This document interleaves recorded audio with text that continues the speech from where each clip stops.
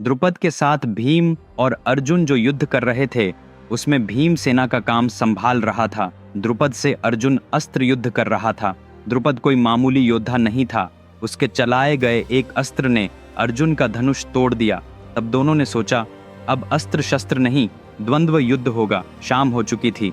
इधर हस्तिनापुर में द्रोणाचार्य बड़ी बेचैनी से सोच रहे थे कि न जाने युद्ध में क्या हुआ होगा। उधर दरबार में बैठे कौरव अचानक उठ खड़े हुए और द्वार की ओर आश्चर्य से देखने लगे। सबके चेहरे पर हैरानी थी। द्रोणाचार्य भी उठकर देखने लगे तो क्या देखते हैं, अर्जुन द्रुपद के काले घने बाल पकड़े उसे घसीटता हुआ अंदर ला रहा है और भीम साथ चल रहा था। यह देखते ही द्रोणाचार्य ने अपने बाल बांध लिए, बांहे पीछे बांधकर बड़े अभिमान और गर्व के साथ खड़े हो गए। अर्जुन ने द्रुपद को घसीटते हुए द्रोणाचार्य के चरणों में ला पटका। द्रोण, मैं तुम्हारा मित्र हूं, मुझे प्राणदान दो, द्रुपद ने गिड़गिड़ाते हुए कहा। तब द्रोणाचार्य बोले, मैं तो बस एक निर्धन ब्राह्मण हूं द्रुपद, और अब तुम मुझसे अपने प्राणों की भीख मांग रहे हो।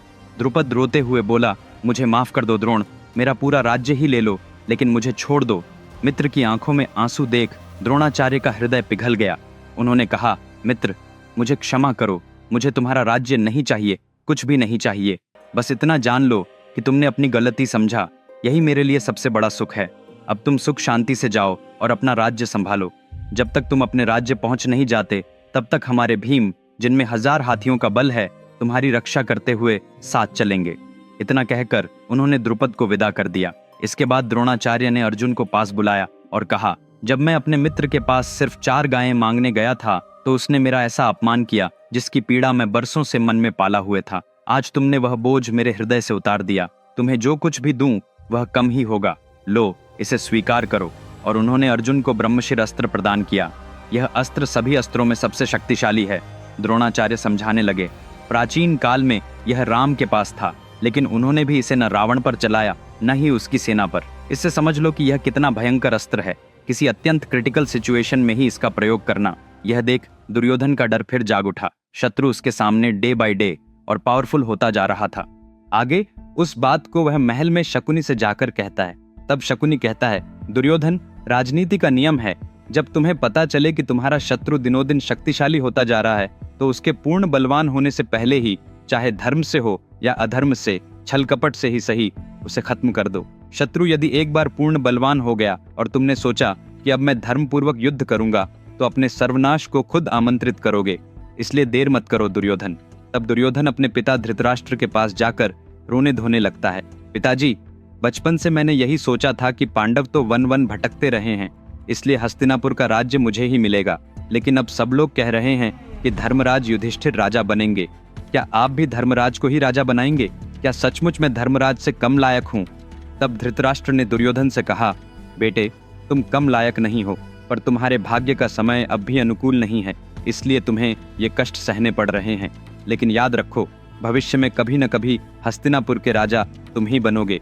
यदि मैं जल्दबाजी करके पांडवों का सर्वनाश कर दूंगा तो इतिहास हमारे वंश को बहुत ही घृणा की नज़र से देखेगा। इसलिए जो भी करना है वह बहुत चतुराई से करना होगा। काम होना चाहिए, पर हमारे हाथ भी साफ रहने चाहिए। मैं सही समय का इंतजार कर रहा हूँ। यह सुनकर दुर्योधन को बड़ी खुशी हुई। उसके मन में आया, पिताजी भी मेरे ही पक्ष में हैं। उसने कहा, पिताजी, यहाँ रहते हुए हम पांडवों का कुछ नहीं बिगाड़ पाएंगे। किसी न किसी बहाने से उन्हें कुछ समय के लिए हमारे राज्य से बाहर भेज दीजिए, बाकी सब मैं देख लूंगा। नेक्स्ट डे मॉर्निंग धृतराष्ट्र ने पांडवों को बुलवाया और कहा, धर्मराज, कल तुम्हें राजा बनना है, लेकिन राजा का पहला कर्तव्य होता है प्रजा का हाल चाल जानना। इसीलिए कुछ समय प्रजा के साथ रहो। कुछ ही महीनों बाद वाराणावती, जो वर्तमान में वाराणसी नाम से प्रसिद्ध है, वहाँ महाशिवोत्सव होने वाला है। उस उत्सव के बाद ही तुम्हारा राज तिलक करूंगा। तब तक तुम लोग वाराणसी में ही ठहरो। मैं वहाँ तुम्हारे लिए एक अद्भुत महल बनवाऊंगा। धर्मराज इस पर राजी हो गया और भाइयों समेत वाराणसी जाने की तैयारी करने लगा। उनके प्रस्थान से पहले ही केवल 12 दिनों में ही पुरोचन ने वहाँ एक अत्यंत भव्य महल खड़ा कर दिया था। दोस्तों, एक बेहद दिलचस्प कहानी पढ़े। क्या आप यकीन करेंगे कि यह एक आदमी की जिंदगी बदल देगी? क्या आप मानते हैं कि अपने बच्चों को वह कहानी पढ़कर ही वे जीवन के लिए आवश्यक मूल्य सीख जाएंगे?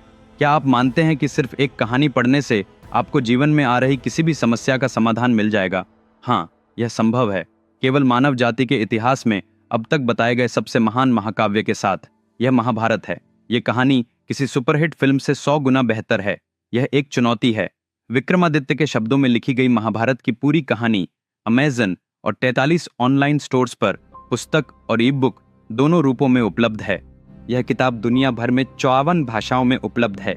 मैंने इस वीडियो के नीचे विवरण में लिंक दिए हैं, तुरंत ऑर्डर करें, क्योंकि यह सिर्फ एक किताब नहीं है, यह वह पुस्तकालय है जिसकी आपको अपने जीवन के लिए आवश्यकता है। वाराणसी निकलने से पहले विदुर ने पांडवों से एक बात कही। उन्होंने कहा, एक चूहे के लिए बिल्ली से बचना आसान है, बाघ से भी बचना आसान है, हाथी से बचना भी संभव है, लेकिन यदि उसके बिल के आसपास आग लगा दी जाए तो चूहा अंदर ही जलकर मर जाएगा। अब उससे बचना बहुत मुश्किल हो जाएगा। तब पांडव नहीं समझ पाए कि विदुर क्या कहना चाहते हैं, लेकिन वे कुंती को साथ लेकर वाराणसी पहुंच गए। वहां पुरोचन ने जो महल बनवाया था उसे देखकर वे दंग रह गए। वह बेहद सुंदर था, तरह तरह की रंगीन पेंटिंग्स से सजा हुआ और हर ओर अच्छे खुशबू वाले इत्र का छिड़काव किया गया था, जिससे मन को बड़ी शांति मिलती थी। एक दिन अर्जुन उस महल की ऊपरी मंजिल पर तेजी से चल रहे थे कि उनका पैर किसी एक जगह की फेंसिंग से टकराया और वहां की दीवार का एक छोटा सा टुकड़ा टूटकर गिर गया। अर्जुन ने सोचा, इतनी आसानी से यह कैसे टूट गया? जब उन्होंने उस टुकड़े को उठाया तो उससे घी और कपूर जैसी सुगंध आ रही थी। गौर से देखने पर पता चला कि वह लकड़ी नहीं बल्कि लाख थी, किसी सील की तरह बहुत फ्लेमेबल ऑब्जेक्ट। उसी घी, कपूर और लाख को महल में अलग अलग रंगों से छिपा दिया गया था और उसकी गंध को दबाने के लिए हर ओर खुशबू छिड़की गई थी। अर्जुन को समझ में आ गया, यह पैलेस पूरा लाख, घी और कपूर से बनाया गया है ताकि आग लगने पर चंद मिनटों में भस्म हो जाए और उन्हें बचकर निकलने का कोई मौका न मिले। यही वह खतरनाक योजना थी जिसकी ओर विदुर ने इशारा किया था। पांडवों को चूहों की तरह अंदर फंसाकर जिंदा जलाने की चाल। उन्होंने तुरंत कनक नाम के एक व्यक्ति की मदद से सिर्फ 1 महीने में महल के नीचे से एक गुप्त सुरंग बनवा ली। महाशिवोत्सव का दिन आ ही गया। रात हुई तो सब गहरी नींद में थे। अर्जुन को लगा कि मानो कोई चिंगारी उनके गाल पर गिरी हो और जलन सी महसूस हो रही हो। उठकर देखते हैं तो महल चारों तरफ से धधक रहा था। सबको उठाया गया। अर्जुन, धर्मराज, नकुल, सहदेव और कुंती सबके सब कनक द्वारा खोदी गई गुप्त सुरंग में घुस गए और उसका द्वार बंद कर दिए। लेकिन महल के भीषण जलने से उठे धुएं में सबकी सांसें घुटने लगीं। सब बेहोश हो गए सिवाय भीम के। भीम ने कुंती को अपने कंधे पर उठा लिया, नकुल और सहदेव को अपनी भुजाओं में भर लिया। धर्मराज और अर्जुन के वस्त्र पकड़ लिए और गुस्से से मैड एलिफेंट की तरह दौड़ पड़ा। सिर्फ 12 मिनट में उसने वह 8 मील लंबी सुरंग पार कर ली। सुरंग के दूसरी ओर घने जंगल में पहुंचकर वह सबको एक पेड़ के नीचे आराम से लिटा देता है और पहरेदारी करने लगते हैं। इसी बीच एक बेहद सुंदर स्त्री भीम के सामने आकर कहती है, वीर, तुम्हारा रूप बल देखकर मैं मोहित हो गई हूँ। इतना शक्तिशाली और सुंदर पुरुष मैंने आज तक नहीं देखा। तुम्हें देखते ही मैं प्रेम में पड़ गई हूँ। मुझसे विवाह कर लो। दोस्तों, अगले एपिसोड में कहानी और भी हाई लेवल का होगा, इसे मिस मत करें। हम फिर मिलेंगे अगले शनिवार इसी समय। मेरे लिखी महाभारत पुस्तक को अभी ऑर्डर करें। लिंक इस वीडियो के नीचे डिस्क्रिप्शन में है। और अगर आपने अब तक मेरे चैनल को सब्सक्राइब नहीं किया है तो जल्द से जल्द सब्सक्राइब करें। तब तक अपना ख्याल रखिए। अलविदा।